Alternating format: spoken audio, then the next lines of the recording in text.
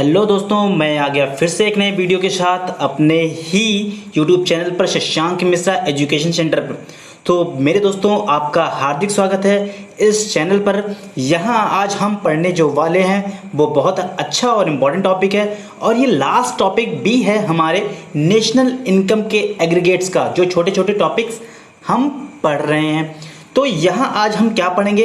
आज हम पढ़ेंगे, बात करेंगे जीडीपी के बारे में, जिसके बारे में चर्चा आपने हमेशा सुना होगा।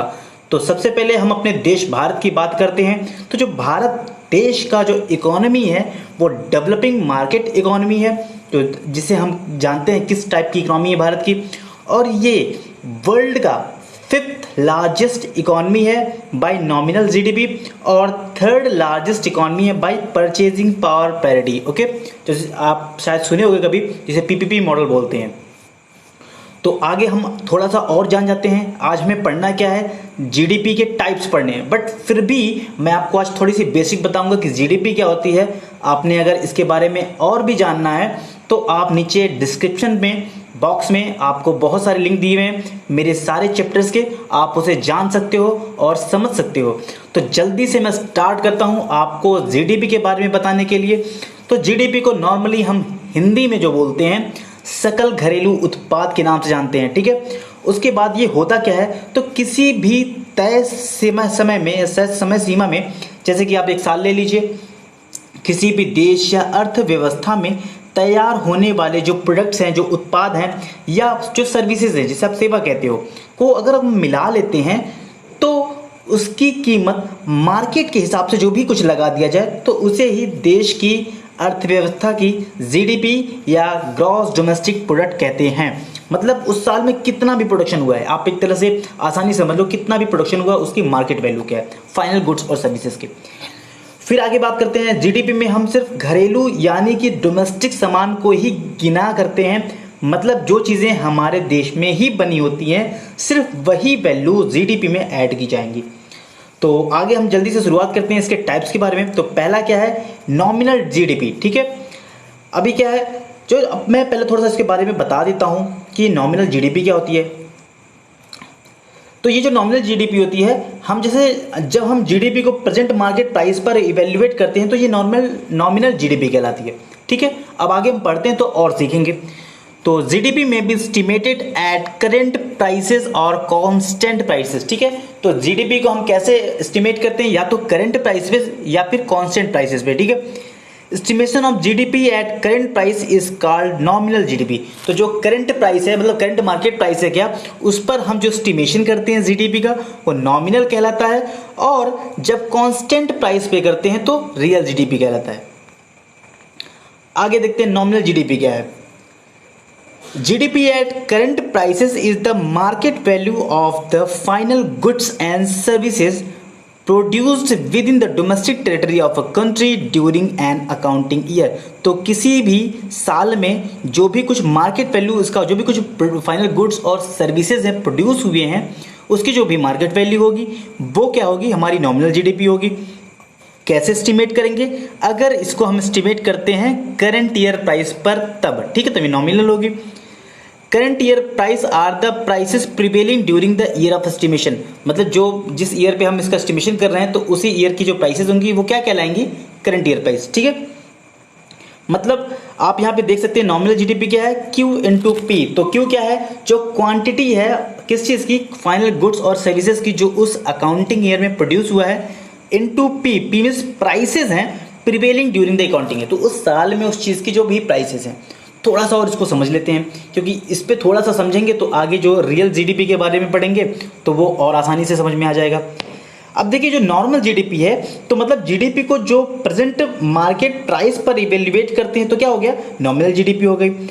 हमें यह Q इंटू पी का जो आप इक्वेशन देख रहे हैं ना यहाँ पे, वो हमें क्या बता रहा है? वो हमें बता रहा है, साफ साफ बता रहा है कि जीडीपी बढ़ या घट जाएगी अगर हम Q या P को घटाए या बढ़ा दें। या अगर आप खुद सोचिए, Q की वैल्यू कम हो गई तो क्या होगी? जीडीपी की भी वैल्यू कम हो जाएगी, या P की वैल्यू कम हो गई तो जीडीपी की भी हो जाएगी, या इनके बढ़ने पर जीडीपी बढ़ सकती है, ठीक है।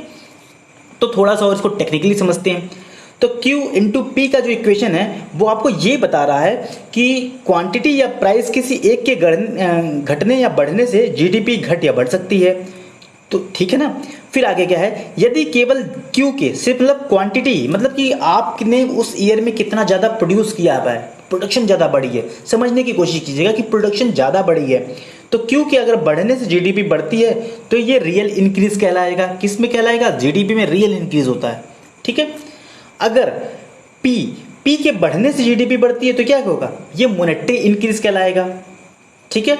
अब सोचिए, पी यानी कि क्वांटिटी हमने कम प्रोड्यूस किया है या क्वांटिटी उतना ही प्रोड्यूस किया है, प्राइस के बढ़ने से जीडीपी बढ़ रही है, तो आप इसे जरा समझिएगा। इसे हम मनी इल्यूजन कहते हैं। क्यों? क्योंकि प्राइस बढ़ गया, प्रोडक्शन उतनी ही हुई। यानी कि हमारे यहाँ पहले 10 रुपये किलो आलू था, 100 टन प्रोडक्शन हुआ था, इस बार भी 100 ही टन प्रोडक्शन हुआ है और आलू 12 रुपये बिक रहा है। इसका मतलब ये जो हमें प्राइस बढ़ के मिल रहा है, ये क्या है? ये मॉनेटरी है।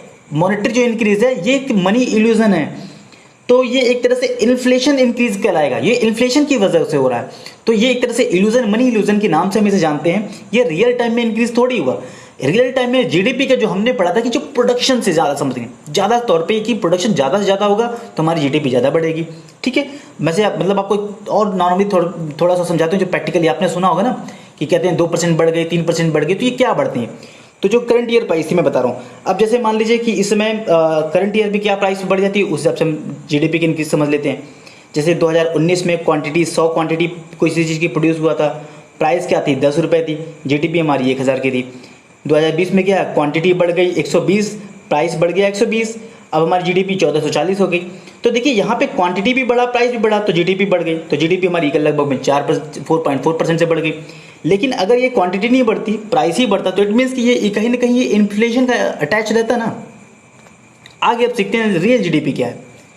GDP at constant prices is the market value of final goods and services produced with in the domestic territory of a country. Simple सा वही डेफिनेशन है कि फाइनल गुड्स और सर्विसेज का प्रोडक्शन होता है किसी अकाउंटिंग ईयर में, और इसको हम कोई बेस ईयर प्राइसेस से लेते हैं। Base year is the year of comparison, मतलब पिछले किस ईयर से आप कंपैरिजन कर रहे हो, तो वो रियल जीडीपी में हम लेते हैं। It is the year when macro variables like production and general price level are believe to be within their normal range. ये मान के करते हैं कि वो भी अपने नॉर्मल रेंज में प्रोडक्शन हुए होंगे और उनके प्राइसेस हुए रहेंगे। तो रियल जीडीपी क्या है? Q into P. सिंपल सी बात है, quantity of final goods and services produce हो रहा है पूरे उस अकाउंटिंग ईयर में। और उसके बाद क्या है? P है। P क्या है? वो प्राइस है, वो कांस्टेंट प्राइस है जो कि जो है उस ईयर में आएगा। ठीक है। तो शायद आपने इस चीज़ को आसानी से समझा होगा कि ये रियल जीडीपी क्या है और ये जो नॉमिनल जीडीपी क्या है। ठीक है। मेरे ख्याल से आपको ये दोनों चीज़ें समझ में आ गई होंगी। आपके लिए एक बार मैं फिर से इन दोनों को रिवाइज कर देता हूँ, थोड़ा समझा भी देता हूँ कि जो जीडीपी एट करेंट प्राइस है, जिसे हम मॉनेटरी जीडीपी या नॉमिनल जीडीपी भी कहते हैं, इसका मतलब क्या है? Market value of final goods and services produced with in the domestic territory, कि जो किसी डोमेस्टिक टेरिटरी में प्रोड्यूस हो रहा है किसी कंट्री में किसी साल में, और इसको हम कैसे करते हैं? करंट ईयर प्राइसेस पे लेते हैं। ठीक है। ये बढ़ या घट सकता है कि उसी हिसाब से इकोनॉमी भी बढ़ती घटती है। दूसरा क्या हमने सीखा कि जीडीपी एट कांस्टेंट प्राइसेस, जिसे हम रियल जीडीपी भी कहते हैं, ये क्या है? ये मार्केट वैल्यू है किसका? फाइनल गुड्स और सर्विसेज जो प्रोड्यूस होते हैं किसी भी डोमेस्टिक टेरिटरी में, कंट्री में, किसी साल में, और इसको हम यूज़ करते हैं क्या है? यूजिंग किसी बेस ईयर प्राइस से कंपेरिजन करके यूज़ करते हैं। ये इंक्रीज करेगा तभी जब इंक्रीज होगा आउटपुट में बढ़ेगा। ठीक है। अब जैसे मान लीजिए आपको कभी नॉमिनल जीडीपी से रियल जीडीपी में जाना होगा, तो आप क्या करोगे? Nominal GDP is equal to real GDP into price index upon 100। ये फॉर्मूला लगा के आप चेंज भी कर सकते हो, ऐसा चेंजेस भी है। फिर भी ऐसी सारी चीज़ें और भी होंगी, मैं अपने नेक्स्ट वीडियो में लाऊंगा। मैं इस वीडियो को ज़्यादा लंबा नहीं करना चाहता था ताकि आप इसे आसानी से समझ लें। तो आपका समय देने के लिए बहुत बहुत धन्यवाद। वीडियो अच्छा लगे तो प्लीज़ इसे लाइक और चैनल सब्सक्राइब ज़रूर कर दीजिएगा। Thank you.